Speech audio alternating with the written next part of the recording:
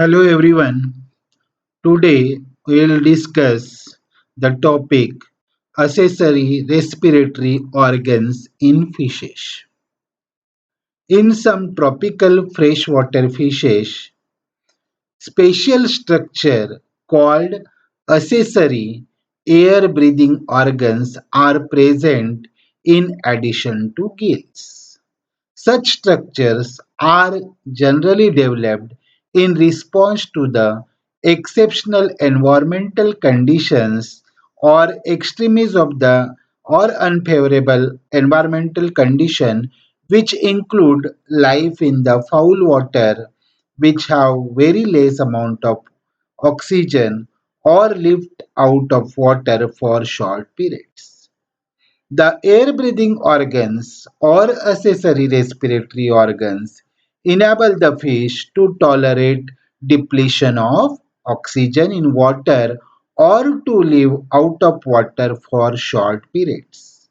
These additional respiratory structures are rarely developed in marine fishes or sea fishes and have been reported in Chilocilium indicum, Chilocilium griseum, and a soulfish of the genus Echirus.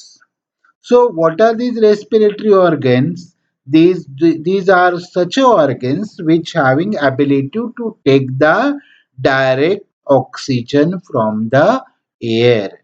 And the in fishes, the respiratory organ is a what? The gills. There are so many causes which tend those fishes to develop the air-breathing organs. That is, habitat contain low depth of water, which leads to the depletion of oxygen. Dry in summer season due to the excessive summer temperatures. What happens? The pond gets dry, and the moist condition these fishes have to survive, and usually the water may be polluted where the depletion of O2 is there and water contain low amount of dissolved oxygen.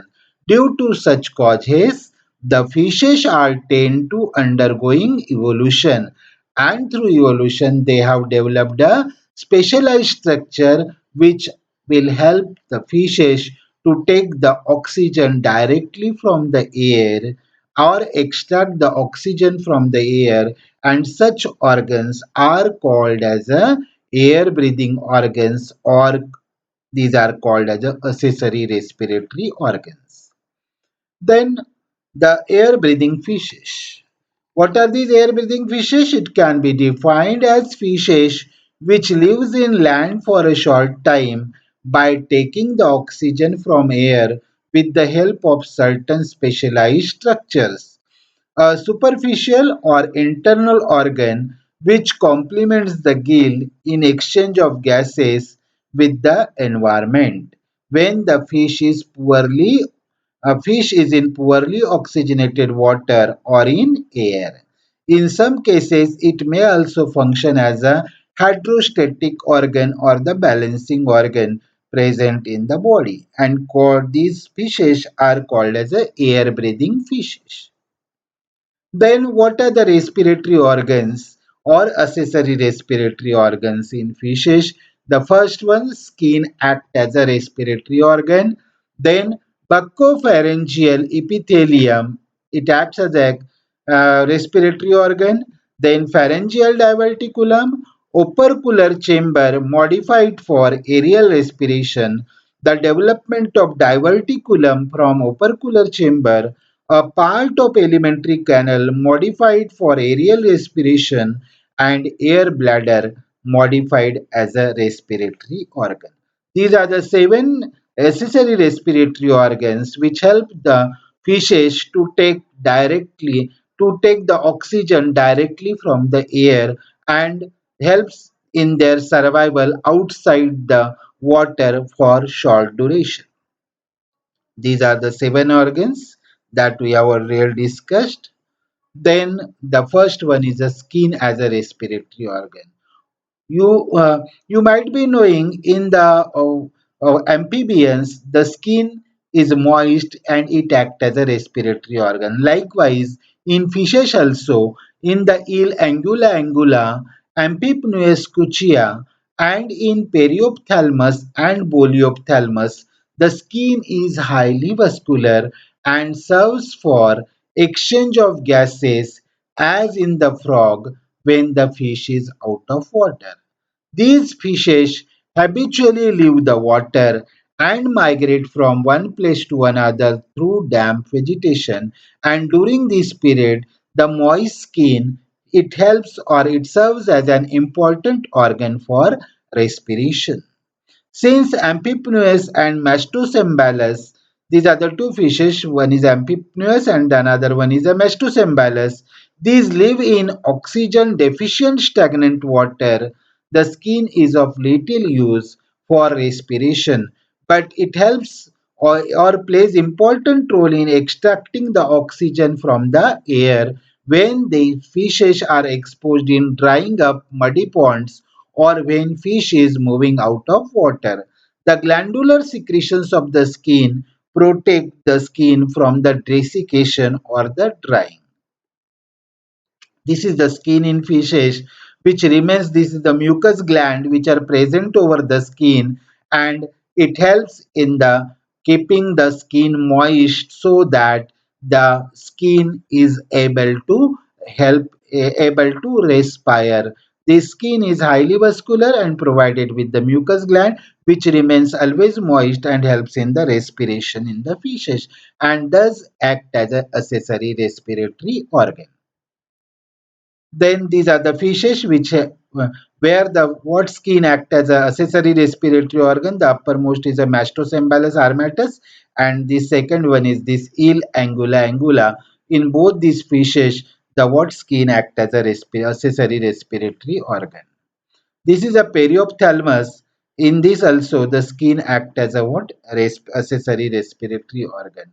This fish is a boliophthalmus, and this in this also the skin remains moist and it helps in the respiration. The second organ is a buccopharyngeal epithelium. In some fishes, the buccopharyngeal epithelium is supplied by large number of capillaries to make it highly vascular. It may remain simple or may develop folds or pleats or tongues projecting into the buccal cavity and pharynx to make it efficient respiratory organ. This is seen in Periophthalmus, Boliophthalmus, Amphipoenas, Monopterus, and Electrophorus. Among these three diagrams are shown. One is a Periophthalmus, Monopterus, and the Electrophorus, where the buccopharyngeal epithelium, bucco means buccal portion, where the pharynx is there, that is a buccopharyngeal epithelium. It gets either folded or it gets form the pleat or the tongues and helps into the buccal cavity and helps in the respiration as it is richly supplied with the blood vessels. Then the third organ is a pharyngeal diverticulum. This is what the diverticulum or extended part which are developed from the pharynx or originated from the pharynx. In Channa marolius, that is Ophiucephalus, and Channa striatus, suprabranchial cavities, that is supra means above the gills, branchial means gills, means above the gill region there is a cavity that is called as a suprabranchial cavity develop in the roof of the pharynx, and these cavities freely open into the buccopharynx anteroventrally and into the opercular cavity posteroventrally and are lined with highly vascular respiratory epithelium that is raised into folds and tongues and has a respiratory eyelids. The suprabranchial cavities possesses some alveoli also which helps in respiration. The gill lamellae are present on all the gill arches, but those on the fourth arch are reduced in size. The cartilaginous processes which arises from the parasphenoid bone, hyomandibular and epibranchial of the first gill arch project into the lumen of the suprabranchial cavity. And the epibranchial of first gill arch appears to have greatly flattened, and these are covered by vascular respiratory membrane, which becomes highly folded, and these and studded with large number of papillae or modules, forming the organ like the labyrinthine organ or the dendritic organ on the first gill arch. Means the pharyngeal diverticulum, it arises from the what? The pharynx region, and it may be folded into the or that region that may be folded and at the first branchial region, and they form either labyrinthine form organ or the dendritic organ in the fishes. The respiratory surface may also extend anteriorly to the roof of buccal cavity and the surface of the tongue. Thus, not only the suprabranchial chamber but almost entire buccopharyngeal cavity serves for the respiration. Then in periophthalmus, a small shallow pharyngeal diverticulum is present on either side of the roof of the pharynx. In Cuchia eel, that is amphipneus, the gills are reduced and gill lamellae present only on the second gill arch, while the third arch bears a vascular membrane which helps in the taking the direct oxygen from the air. The air-breathing organs in the form of pair of sacs situated on the lateral side of the head. These are diverticula of the pharynx and lined with a vascular epithelium. That means the diverticulum of the pharynx, which are lined with the vascular epithelium, and these are thrown into folds and ridges and helps in the respiration or exchange of O2 and CO2. The respiratory epithelium of air sac, it forms islets forming a numerous rosettes or papillae. This is the Channama fish which having the accessory respiratory organ as a pharyngeal diverticulum. Then the next organ is a opercular chamber. The opercular chamber, which is modified for aerial respiration. Operculum is a bone inside which the what? Which protects the what? Gills. In mud skippers, that is a periophthalmus and bolophthalmus, although they make the use of the skin and buccopharyngeal epithelium as a respiratory organ, the internal lining of the opercular chamber also helps in the respiration. As this opercular chamber is highly vascular, there is having ability of the exchange of the O2 and CO2. Occasionally, the air passing out of the gill cleft is stored in the opercular chamber. By closing the opercular chamber, air can be retained in them so that they bulge out, and later their walls collapse and the air is breathed out through the external branchial aperture, and therefore this highly vascular opercular chamber also act for the aerial respiration. Then the fifth one is development of diverticulum from the opercular chamber. Before this, we have discussed the what the pharynx as a pharyngeal diverticula as a accessory respiratory organ. Now we are discussing the development of diverticula from the opercular chamber. In more specialized air-breathing fishes, sac-like diverticula develop from dorsal surface of the opercular or branchial chamber. Means there is a development of diverticulum from the branchial chamber or the opercular chamber, and these air chambers or opercular lungs lie above the gills, and these contain specialized organs like the labyrinthine organ or rosettes to increase the respiratory organ or the respiratory surface, and such air breathing organs are present in Heteropnistus fossilis fish, Clarius batrachus, Anabas, then Trichogaster, then Macropodus and Beta. Important modification in some of these species are described below. This is the Clarius batrachus, and upper one is a what Heteropnistus fossilis. that is having the opercular chamber or the diverticula from the opercular chamber act as a accessory respiratory organ. Here is this is a anabas.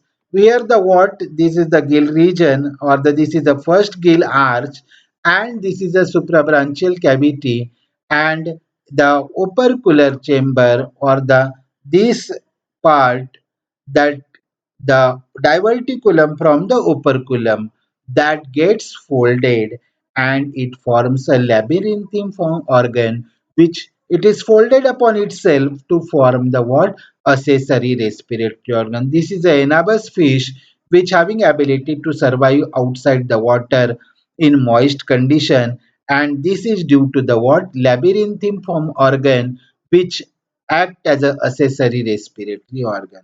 Then this is a betta fish, and this is a micropodus. These also having ability to survive outside the water because they having ability to respire with the accessory respiratory organ which are developed from the as a diverticulum from the operculum.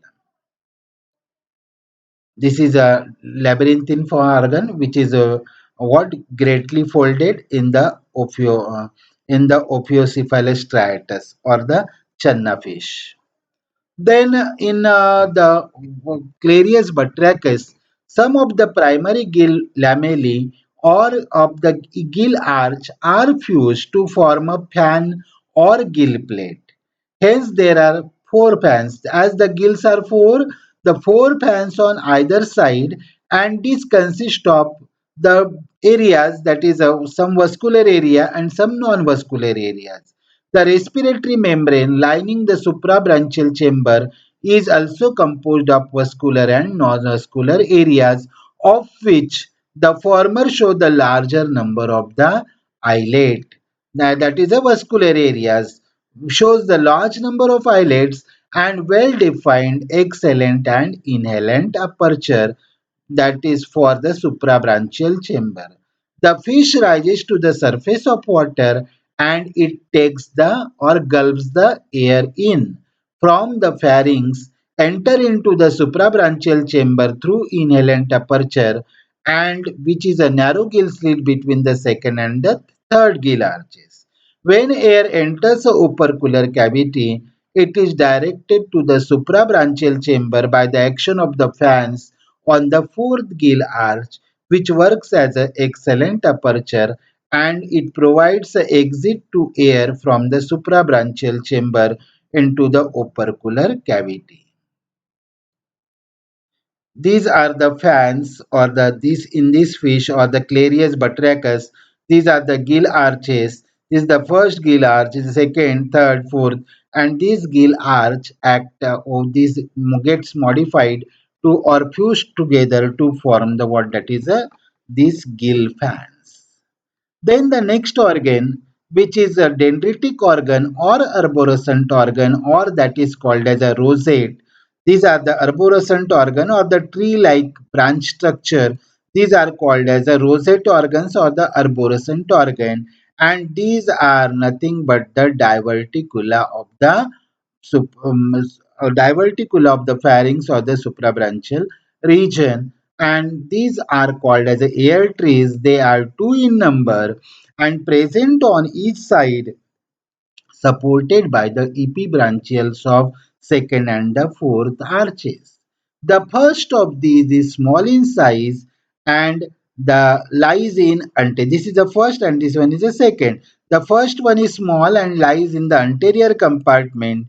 Each is highly branched tree-like structure supported by cartilaginous internal skeleton. The terminal knob, it having the terminally knob-like structure or bulbs of dendritic organ. It comprises of the core of cartilaginous cover, the covering, and the eight folds in it.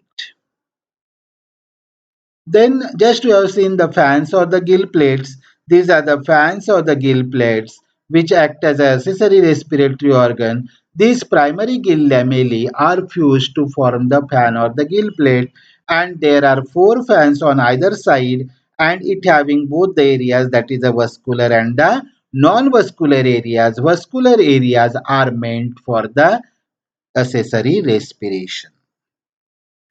Then the respiratory membrane.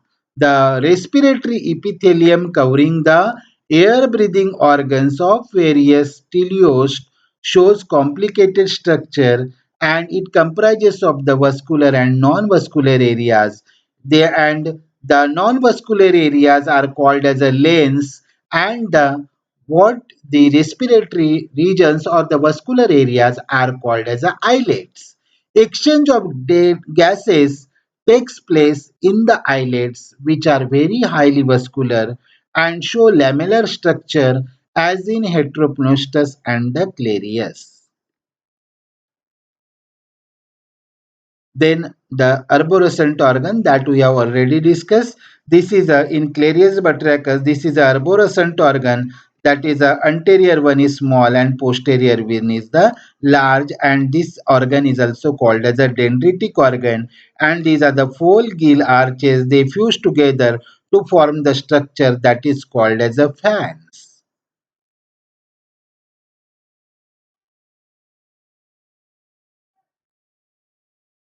These are the fans, that is a these are the gill rakers, these gill filaments, and these one, two, three, four, all these fuse together, these branchial arches, and which are present underneath the operculum fuse to form the fan-like structure. These are the branchial arches, and these are the structure which are developed as a fan. These are the fan structure, and then next to these, this is a one arborescent organ, and this is a another is arborescent organ, or this is also called as a dendriform organ. Then the alimentary canal modified for the respiration. Here, the in few fishes, the stomach or intestine is specially modified to serve for aerial breathing. In this species, the inhaled air is swallowed and forced back into the alimentary canal, and it is stored for some time in a special part of it.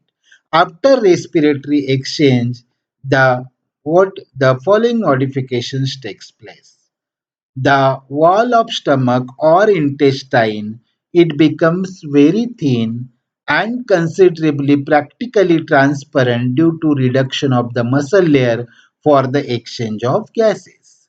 The inner surface is lined by single layer of epithelial cell, mucus secreting cells or glands are absent, and epithelium is richly vascular, which provides a condition for the exchange of gases, and circular muscle fibers are greatly reduced, and longitudinal muscle fibers forms a very thin layer. In the Misgurnus fossilis, the intestinal respiration is found, and in some American fishes of Siluridae and the Loricaridae, in Covetidae, the middle and the hinder parts of intestine serves for digestive and the respiratory function. In some species, digestive and respiratory phases of intestine alternate at short intervals. In others, the digestive tract is non-respiratory during winter and helps for breathing during the summer. Then the last part, that is the air bladder or the swim bladder as a respiratory organ. Air bladder is also called as a gas bladder or the swim bladder. It is a wide glistening saccular structure developing as a diverticulum from the wall of the pharynx in the gut. This is a swim bladder structure which is developed from the which is near the what the digestive system, and this is filled with this is a translucent structure which is filled with the what the gases, and this is a swim bladder which is present in the fishes. This swim bladder it attains full development among the spiny reptilians, and in fishes where the swim bladder functions as an accessory respiratory organ, the structure is more complex and acts almost like a lung. In Notopterus chitla and Notopterus, gills are reduced and air bladder is very much developed and is almost it works like a lung of higher vertebrates. The fish can live without water for few hours. When in water, it periodically gulps the air, and the main portion of air bladder lies in the abdominal part in the body cavity and bifurcates into two lateral bronchi-like tubes. In the trunk region of tube, there are 14 to 15 blind pouches with a finger-like projections. The pouches and their projection have profuse or the rich supply of blood vessel, and thus air bladder in this case serves as a true lung and makes the fishes almost a air breather.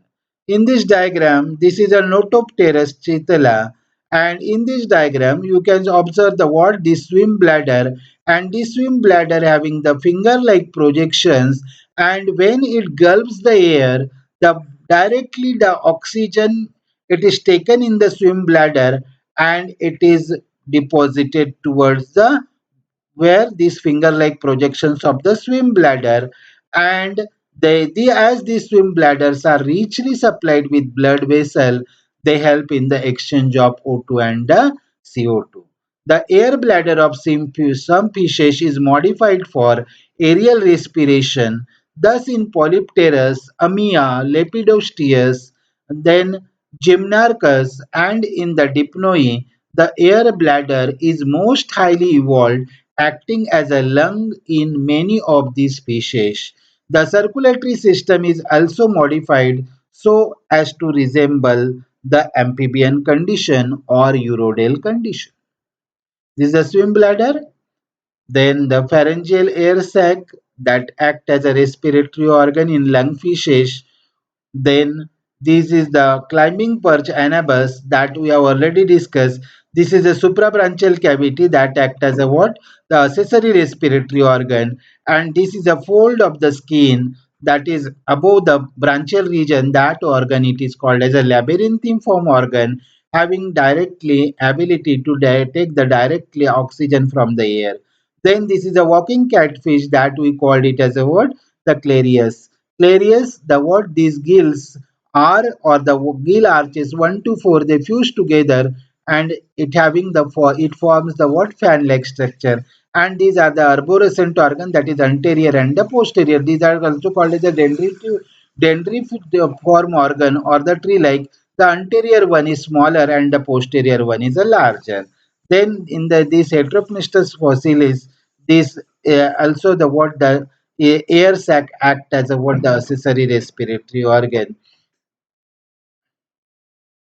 This is the Heteropneustos fossilis, the suprabranchial region or the air sac on the suprabranchial region, it acts as an accessory respiratory organ. This is the same chlorine that is in the clarius, and in Trichogaster, these are the accessory respiratory organ that is a labyrinthine form organ that act as a what accessory respiratory organ, and the fan-like structure also these act as a what the accessory respiratory organ. So, this is all about the accessory respiratory organs in fishes. Thank you.